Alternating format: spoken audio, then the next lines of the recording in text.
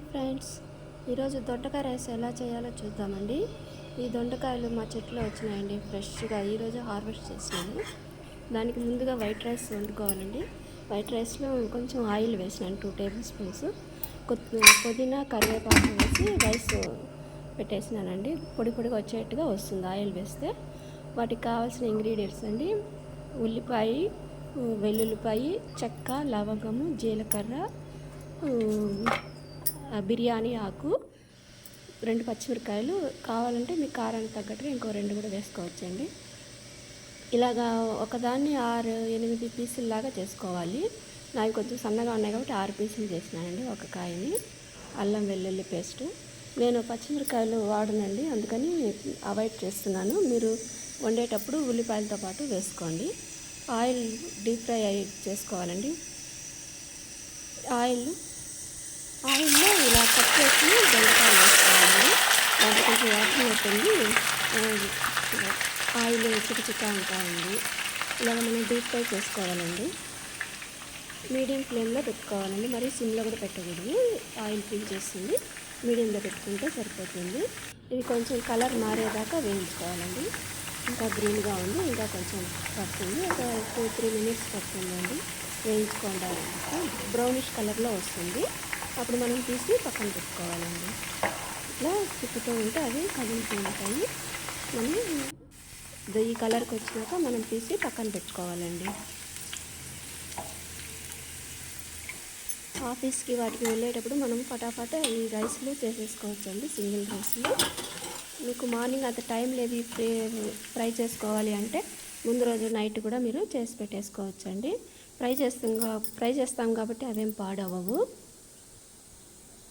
ఇలాగ విడిగా తీసి పెట్టుకుంటే ఆయిల్ అంతా పక్కకు పోతుందండి, ప్లేట్లో పడిపోతుంది. ఇప్పుడు మనం ఒక బాండ్లు పెట్టుకొని ఉల్లిపాయలు, అల్లం వెల్లుల్లి పేస్ట్ వేసి మనము ఫ్రై చేసుకోవాలండి. ఆ ఉల్లిపాయలకు వచ్చిన పొట్టు మనం తనిగా తీసి పెట్టుకున్నామంటే గార్డెన్ ఉంటుంది కదండి మనకి, వాటిల్లో వాడుకోవచ్చు. కొద్దిగా ఆయిల్ వేసుకొని ఒక 2-3 స్పూన్లు ఆయిల్ వేసుకొని లవంగము, చెక్క, జీలకర్ర, బిర్యానీ ఆకు వేసి మనం కొంచెం లైట్గా ఫ్రై చేసుకోవాలండి. ఆ తర్వాత ఆనియన్స్, పచ్చిమిర్చి, వెల్లుల్లిపాయ కూడా వేసుకోవచ్చండి. నేను పచ్చిమిర్చి అవాయిడ్ చేసినాను చెప్తున్నాను కదండి, అట్లాగే వేసుకోవట్లేదు, మీరు వేసుకోండి. 2-3 మీ రైస్ తగ్గట్టుగా వేసుకోండి, 2-4 ఎంతో. ఇప్పుడు కొద్దిగా ఫ్రై అయ్యింది, దాంట్లో అల్లం వెల్లుల్లి పేస్ట్ వేయండి. నేను డైరెక్ట్గా ఫస్ట్ అల్లం వెల్లుల్లి వేయనండి, వాసన వస్తుంది. అందుకని ఉల్లిపాయలు వేసిన తర్వాత అల్లం వెల్లుల్లి పేస్ట్ వేస్తాను, అప్పుడు అంతగా స్మెల్ రాదండి. ఎందుకంటే ఉల్లిపాయలు కొంచెం వాటర్ క్వాంటిటీ ఉంటుంది కదా, అందువల్ల. ఇప్పుడు కొంచెం ఉప్పు, కారము వేసి మనం కొంచెంసేపు ఫ్రై చేసుకోవాలండి. ఆ పచ్చి వాసన పోతుంది, కారం ఫ్రై అవుతుంది బాగా. కావాలంటే పసుపు వేసుకోవచ్చు, కానీ నేను పసుపు వేయనండి. ఇప్పుడు వేయించిన దొండకాయలు వేసి కొంచెం మగ్గనివ్వాలండి. ఆ ఉప్పు కారం అంతా కూడా మనకి దొండకాయలకి పట్టాలి. అలా తిప్పుతూ ఉన్నామంటే కొంచెం అన్నిటికీ ముక్కలకి పడుతుందండి. ఒక 2 మినిట్స్, ఒక 1 మినిట్ చాలండి, మూత పెట్టుకుంటే సరిపోతుంది. ఆల్రెడీ మనకు దొండకాయలు ఫ్రై అయిపోయినాయి కాబట్టి ఎక్కువ టైం తీసుకోదు. ఇక్కడ పొడి పొడిగా చేసి పెట్టుకున్న అన్నము చూసారంటే కరివేపాకు, పుదీనా అన్నీ అన్నంలో కలిసిపోయి బాగా మంచి సువాసన వస్తుందండి. ఇప్పుడు ఇది ఫ్రై అయ్యింది కదండి, దీంట్లో కావాలంటే మీరు గరం మసాలా కూడా వేసుకోవచ్చు.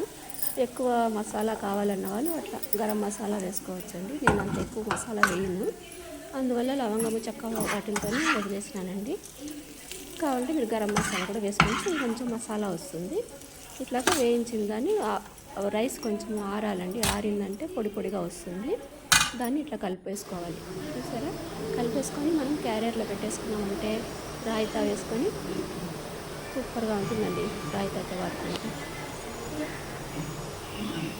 లంచ్ బాక్స్కి ఇలా పెట్టేశారనుకోండి, పిల్లలు కానీ పెద్దలు కానీ ఫటాఫటాలు లాగిచ్చేస్తారు మొత్తం. దాంట్లో ఒక స్పూన్ పెట్టేసేయండి.